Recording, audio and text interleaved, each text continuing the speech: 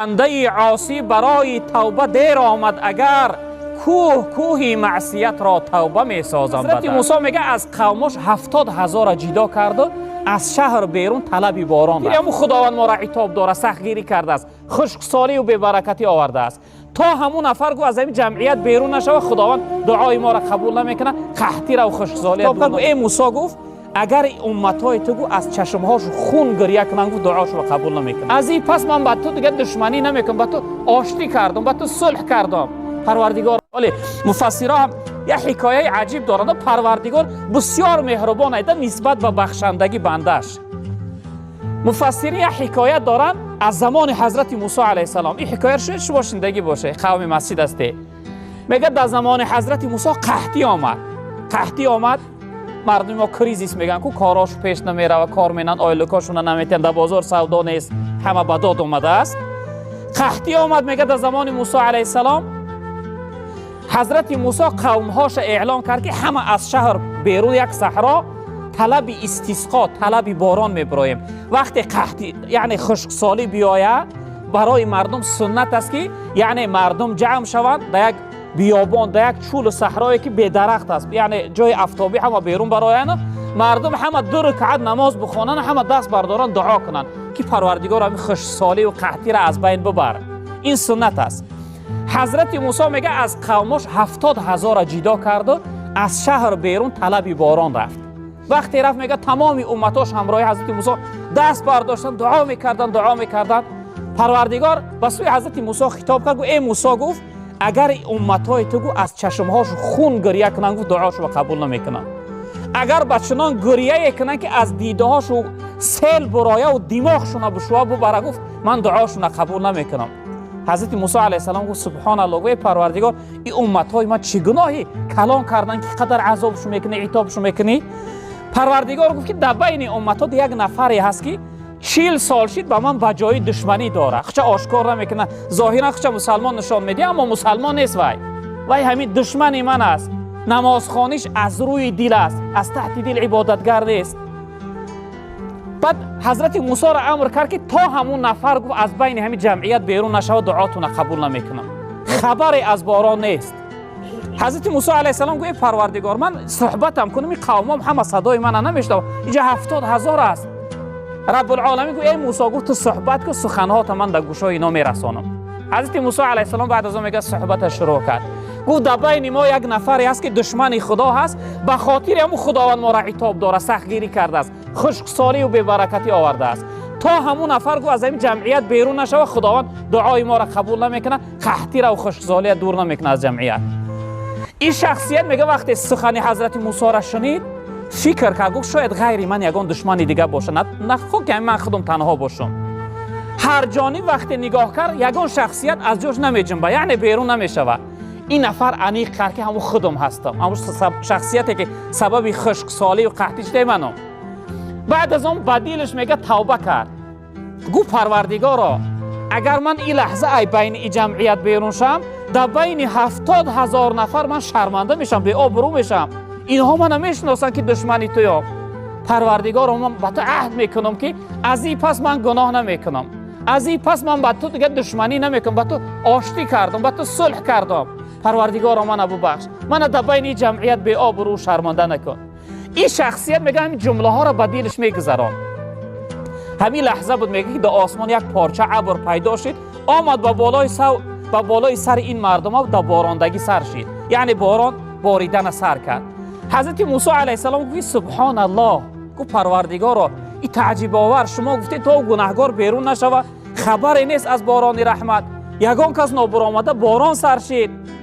پروردگار گفت ای موسی، گفت شخصیت توبه کرد، گفت توبهش قبول کردم، گناهش بخشیدم. گفت و حضرت موسی علیه السلام یک جمله گفت پروردگارا گفت من است یک التماس، یک خواهش دارم، هم انسان خوشبختی که توبه کردنش سبب نجات امت من شد، سبب باران رحمت شد، شخصیت برای من نشان بوده. ای پروردگار من دوست می‌دارم شخصیت رو ببینم.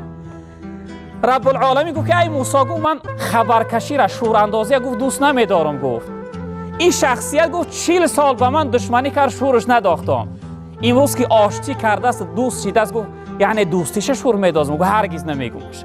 یعنی پروردگار چی قدر ذاتی بخشنده دشمنش وقتی رو میاره قبولش داره، دشمنش وقتی توبه میکنه که توبهش قبول میکنه. به همین خاطر ما و شما هم باشیم برادر عزیز، توبه را یعنی که به نظر اندک نگیریم. از هر گناهی کردیم انسان باید توبه کنند، چه گناهی اندک باشه. در گوشه خانه نشستیم بگوی پروردگار من سر تا قدم پر از گناه هستم، من در درگاه تو چقدر ناقص و پر از کمبودی است، پروردگار تو بزرگوار هستی، من ببخش، تو من از تو امیدی بخشش، امیدی بخشندگی دارم. حتی مولانا یک جمله داره در حدیث قدسی پروردگار که بنده عاصی برای توبه دیر آمد، اگر کوهی معصیت را توبه می سازم بدر.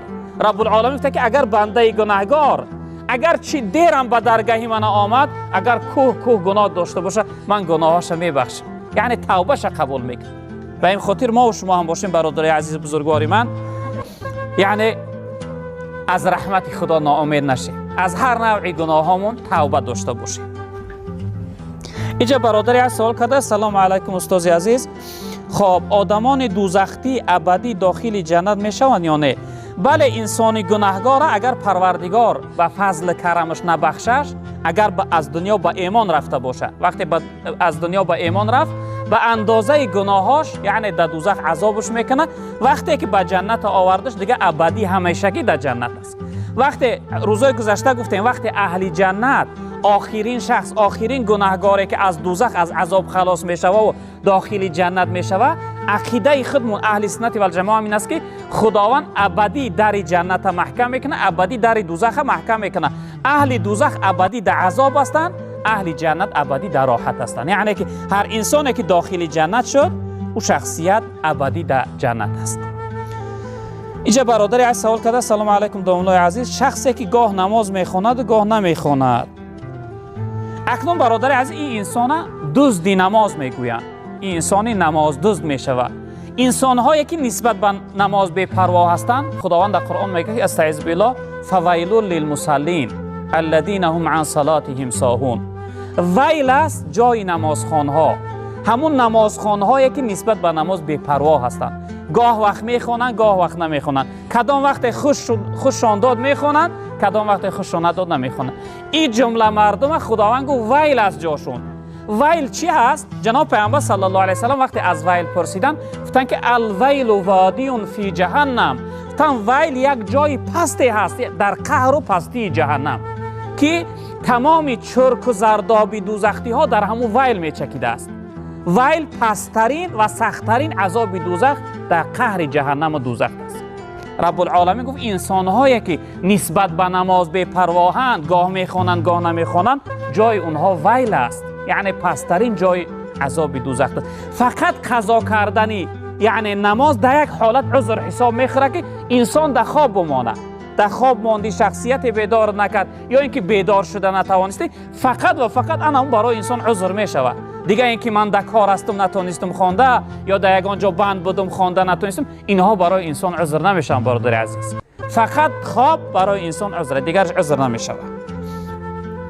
البته خیلی از همه گناهی بزرگتر، گناه سختتر نماز قضا کردن است. خیلی گناهی سخته برادر عزیز بزرگواری من. دعا کنیم که خداوند بزرگوار برای جمعیت ما بخت سعادت دنیا و آخرت نصیب بگردان. پروردگار همه خوبی های این ماه برای ما نصیب بفرما.